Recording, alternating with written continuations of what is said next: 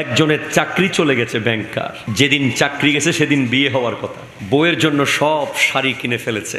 ছেলেও ব্যাংকার, মেয়েও ব্যাংকার। দুজনের চাকরি অ্যাট এ টাইম চলে গেছে। চাকরি চলে যাওয়ার সাথে সাথে বিয়েও ভেঙে গেছে। আমরা কত বেশি দুনিয়াবাজ হয়ে গেছি। আল্লাহ যে রিজিকের মালিক, কোরআন যে বলছে ওয়ামাই ইয়াতাওয়াক্কাল আলাল্লাহ ফাহুয়া হাসবুহু, যারা আল্লাহর উপর তাওয়াক্কুল করে তাদের জন্য আল্লাহ যথেষ্ট। ঠিক কিনা কথা বলেন না? আমার নবীজি ইরশাদ করছেন ইন্না রিজকা লা ইয়াতলুবুল আবদা কামা ইয়াতলুবুহু আজলুহু। রিজিক একজন ব্যক্তিকে এমন ভাবে খুঁজে বের করবে যেভাবে মৃত্যু তাকে খুঁজে বের করে। আজকে আমরা রিজিক মনে করছি ব্যাংকের চাকরিকে। আল্লাহ কি এর চেয়ে বড় চাকরি দিতে পারে না? ক্ষমতা আছে না নাই বলেন না? 1 কোটি টাকা লস হয়ে যাওয়ার পরে আবার 10 কোটি টাকা কামাইছে, এরকম ব্যবসায়ী আছে না নাই? দেওয়ার মালিক কে? মুহূর্তের মধ্যে রাস্তা থেকে আকাশ চুম্বি করতে পারে কে? ওয়াতু ইজ্জু মান তাশা ওয়াতু জিল্লু মান তাশা। আল্লাহ যাকে চান ইজ্জত দেন, যাকে চান লাঞ্ছিত করতে পারেন। ঠিক কিনা? অথচ লজ্জার ব্যাপার যে মেয়ের বাবা কিভাবে সেই মেয়েকে অন্য জায়গায় বিয়ে দিল, আমরা অবাক হয়ে গেছি। আল্লাহ এই ধরনের বাবাদেরকে হেদায়েত করুক। আরো জোরে বলেন, এই ধরনের মানুষগুলোকে আল্লাহ হেদায়েত করুক।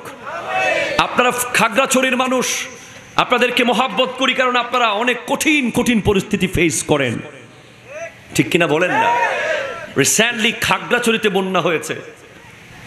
এখানে যে বন্যা হইতে পারে এটাও মাথায় আনতে পারি না কোনোদিন।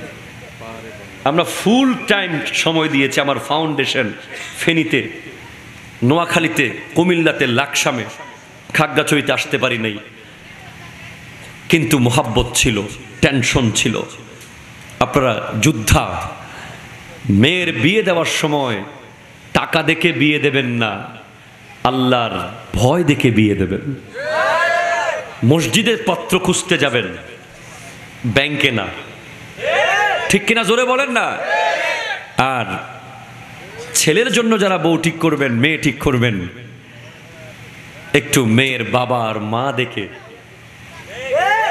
মেয়ের স্মার্টনেস, চুলের ডিজাইন, ফ্যাশন, এডুকেশন, এগুলো পরে দেখেন, চেহারা পরে দেখেন। নবীজি বলেছেন তুমি আগে তার কাছে আল্লাহর ভয় আছে কিনা দেখো। যদি আল্লাহর ভয় থাকতো তাহলে মানুষের মন ভাঙতো না। মুম্বাইয়ে সেদিন ভারতের সেই হিন্দু পুরোহিত যখন আমার নবীর বিরুদ্ধে কথা বলে, গোটা মুম্বাইয়ে মুসলমানরা এক হয়ে যায়। একজন সাংবাদিক এক মুসলমানকে জিজ্ঞেস করে आपका कारोबार कैसे चल रहा है, आपका संसार कैसे चल रहा है, आप तो सब छोड़कर मुंबई में आ गया, आपका इनकम कैसे होगा, आपका बिजनेस का क्या होगा। তখন ওই नौजवान नबीर प्रेमिक बोलছে भाई नबी के आगे कोई कारोबार नहीं है, नबी के आगे कोई माँ बाप नहीं है, नबी के आगे कोई बच्चा नहीं है, कोई बीबी नहीं है, नबी मेरा जान से भी प्यारा है। হ্যাঁ, সেটাই আপনার হওয়া দরকার। আমার নবী বলেছেন ইন্নাল জান্নাতা হুররিমাত আলাল আমবিয়ায়ে কুল্লুহুম হাত্তা আদখুলাহা। জান্নাত সমস্ত নবীদের উপরে হারাম যতক্ষণ আমি মুহাম্মদ জান্নাতের গেট খুলব না, সাল্লাল্লাহু আলাইহি ওয়াসাল্লাম।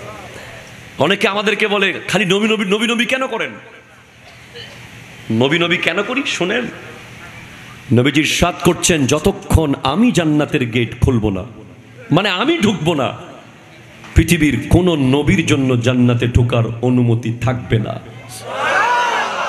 এরপরে বলছেন ওয়া হুররিমাত আলাল উমামে হাত্তা তাদখুলাহা উম্মতি। অন্য সব নবীর উম্মতের জন্য জান্নাত হারাম যতক্ষণ আমি মুহাম্মদের উম্মত জান্নাতে ঢুকবে না। আপনি হাসরের মাঠে গিয়ে অবাক হবেন। আপনি দেখবেন সুলাইমান আলাইহিস সালামের উম্মতের ওলি আসিফ বিন বরখিয়া, যিনি 1000 মাইল দূর থেকে চোখের পলকে রানী বিলকিসের সিংহাসন নিয়ে এসেছিলেন, উনি লাইনে দাঁড়িয়ে থাকবে। আপনি দেখবেন সামউন গাজী বনি ইসরাইলের, যার ইবাদতের বয়ান যখন সাহাবাদেরকে নবীজি দিচ্ছিলেন, সাহাবারা কেঁদে বলে, ইয়া রাসূলুল্লাহ, এত হায়াত তো আমরা পাবো না, এত ইবাদত আমরা কিভাবে করব? যিনি 80 বছর সারা দিন জিহাদ করেছেন, সারা রাত ইবাদত করেছেন, আমরা কিভাবে করব? তখন আমার আল্লাহ লাইলাতুল কদর নাজিল করে দিয়েছেন, বলে আপনি নবীর উম্মত এক রাত ইবাদত করবে, 1000 মাসের চেয়ে বেশি সওয়াব পাবে। ওই অলি পর্যন্ত লাইনে দাঁড়িয়ে থাকবে বনি ইসরাইলের, আর আপনি চলে যাবেন জান্নাতে। প্রশ্ন হবে, ভাই কিরে আপনারা লাইনে দাঁড়িয়ে কেন? আপনারা না বড় বড় অলি? তারা বলবে, আমরা বড় অলি হতে পারি, কিন্তু আখিরি নবীর উম্মত হতে পারি নাই। তোমরা এমন এক নবীর উম্মত হয়েছ, তোমাদের সিরিয়াল সবার আগে।